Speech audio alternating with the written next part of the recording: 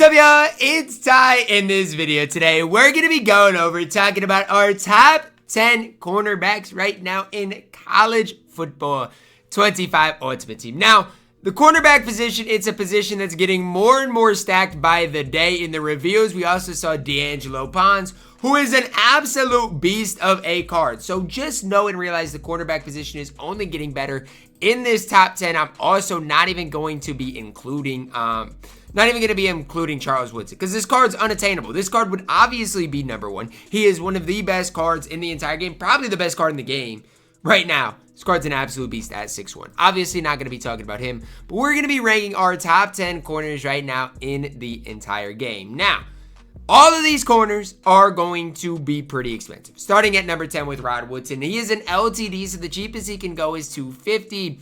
Kind of sad like that he is 250,000 coins, because the card's good. 89 speed, 89 acceleration, 89 man coverage, good in press, good change of direction. Way better in man coverage than he is zone coverage, 6 feet tall at that cornerback position. A solid corner. There's nothing bad I can really say about Rod Woodson. Definitely a card that you can pick up to help your squad, or even if you have this card that is, let's say, a BND unsellable, he still can play for you. The problem is, if you don't have this card, really wouldn't recommend picking him up at this stage. I'm not hating on him. It's just with his price, I can't really recommend it. But definitely do like Rod Woodson quite a bit in this game. Coming in at my number 9 is the Season 1 Will Johnson. It is crazy to look back on this card's longevity. He came out day 1 of Season 1, and he's still in a top 10 position at the quarterback position. 88 speed, 87 acceleration. He's 6'2", solid change of direction, solid in man, solid in zone.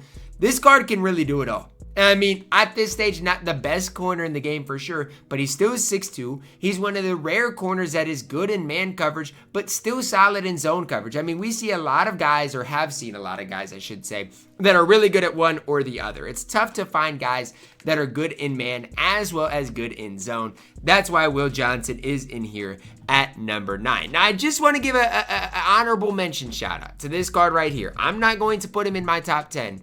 But this card, if you do play a lot of zone coverage, can absolutely play. So, Kobe Bryant, giving you a shout out. You're not in my top 10. But again, he is a free card that if you did use your upgrade token on him, he absolutely can play in this game. At my number 8, we're plugging in the Field Phenoms Travis Hunter card. Now, I don't mind Travis Hunter, although I think he's overhyped because of his name. If his name was Travis George or anything, I was thinking of Jacoby George. I don't know why, because he's on my fantasy team. But if his name was not Travis Hunter, he would not be as expensive as he is. He's good, especially if you play man coverage, but he's not great. Really good speed, really good man coverage, really good catch, good change of direction. But the thing about it is he's 6'1", and I just don't love his zone coverage. I do play more zone coverage than man coverage, though, and that's something that I tell you in all of these videos to think about. Because if you play more man coverage than zone coverage, you're going to be higher on Travis Hunter than some of the guys I personally have higher on him. The one thing I like about Travis Hunter is his pursuit, as well as his ability to catch the football. He's not going to drop picks at all. Travis Hunter is good because of those couple of things. Coming in at my number 8. At my number 7, a card I personally like more, Quincy Riley. Why? I think he is the more complete cornerback in the game. Why? Better zone coverage. It's really that simple. He's better in zone coverage.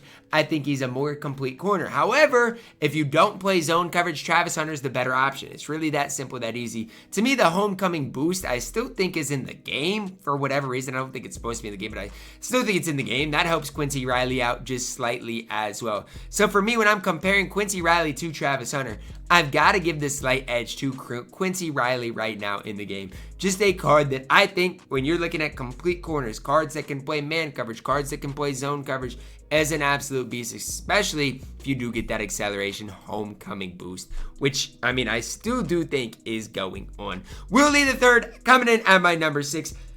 I really, and this is going to make a lot of people mad, I don't think it's close between Willie the III and Travis Hunter. I don't.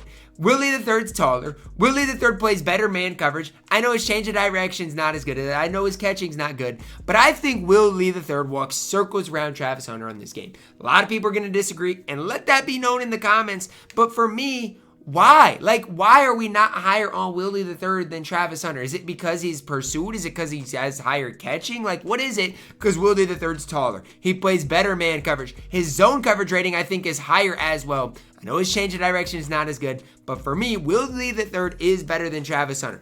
I compare those cards a lot because they're both in the stories of the week field phenom drops. They both are good corners in this game. They're both better man corners and zone corners. But to me, Willie the III is better side by side than a guy like Travis Hunter. Now to our top 5. Started off with Jabar Muhammad. 91 speed, 90 acceleration. Better in zone coverage and man coverage. So if you run a lot of man coverage, you're probably going to like Willie the III more than Jabar Muhammad. It's just the way it is. But if you play a lot of zone coverage, Muhammad's your guy. Now the downside of Muhammad is this. He's only 5'10". That's the really big downfall of the card. I like Muhammad. I think the card's solid. But if you're only going to be 5'10", I'm going to definitely hold back just slightly for Jabar Muhammad. Really good change of direction, really good tackler, really good pursuit. Overall, a solid card. I've got this card on my squad, really like him. But I'm telling you right now, that 5'10" height does hurt him. You're comparing that, again, if you play a lot of man coverage to like Willie the III, who is 6'3", that is a massive difference. I like Jabar Muhammad a lot, but if you play man coverage, I think you can find better corners than Muhammad in this game. Coming in at my number 4, we're plugging in Jerod McCoy. 91 speed, 92 acceleration. Better in man coverage than zone coverage. 6 feet tall. One of these guys that I do think is better than Hunter. I do think he's better than Willie the III. Although I like Willie the III a lot, I just think this card is super complete. When you have 91 speed with the 92 acceleration, 91 man coverage, 91 press as well. If you like to, play press coverage, maybe you play the 2 high safety, double high safety kind of man coverage under look. This card's going to be maybe your best at doing that. Jerod McCoy, undersized, only 6 feet tall. I mean, he's taller than Jabar Muhammad, but really good, especially if you do play man coverage. For me, I play more zone coverage, so I'm not as high on McCoy. I personally like Muhammad a little bit more. However, I realize for the average person that plays this game, Jerod McCoy probably is the better option. Taller, plays better man coverage, just a really complete corner in this game. It's crazy. Between McCoy, Muhammad, Willie, and Travis Hunter, and you can include Riley in that, they're all basically the same price. You're looking at them, 176, 174, 160, 178. Quincy Riley's 136. All these cards are basically the same price, so you got to really prioritize whether you play man coverage. You're looking at McCoy Lee. If you play more zone coverage, you're probably looking at Muhammad, and then maybe even Quincy Riley with that 87 zone coverage. At my number 3, Darqueze Dennard. If you play zone coverage, this card is one of the best, if not, he's not the best, but I don't even want to say worth it, but if you play zone coverage, Dennard is your man. It's that simple. 92 speed, 91 acceleration, 89 change of direction, 91 zone coverage with the 89 hit power. I know he's only 5'11", but 92 speed with the 91 zone coverage is absolutely ridiculous on this game. As much as I like Muhammad, I'm telling y'all, as much as I like Muhammad, Dennard's better. Dennard is a better option. He's an inch taller. 92 speed is crazy. Dennard is that man. 89 change of direction. He's overpriced, though. That's the problem I have with Dennard. He is 270,000 coins. I'd be a fool to pay that for any corner on this game, especially when you saw all the rest of the corners being that like 160 to 170 price tag. Dennard is an absolute beast. He will drop on Sunday, so that's probably the day I would target you guys to buy Dennard, is on Sunday. Again, we're seeing more and more corners get released. Dennard should be under 200,000 coins, I'm guessing, come Sunday. So that's the day I'm going to look to target Darqueze Dennard, who is going to be an absolute beast and fit my scheme. If you run man coverage, Dennard is not your guy. Pretty simple, pretty easy to understand, but that's just the truth. At my number 2, we're plugging in DAngelo Ponds. So I just hyped up Dennard so much on this game. However, DAngelo Ponds is at my number 2. And I know people are mad about all the short corners. I'm a size queen, all this stuff. That's cool and all.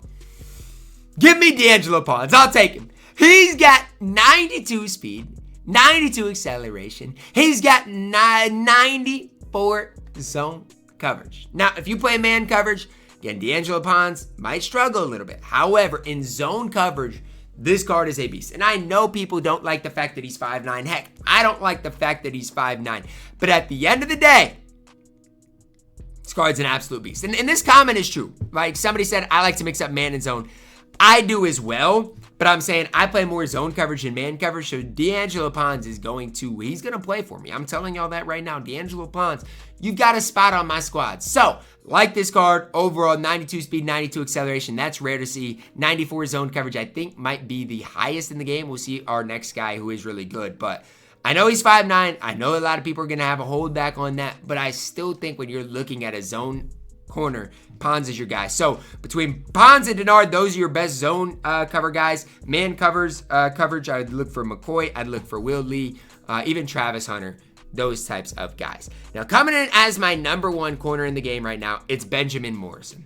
I picked this card up a while ago, and I'm glad I did. I know he's went down in price, but I'm glad I picked this card up. Why?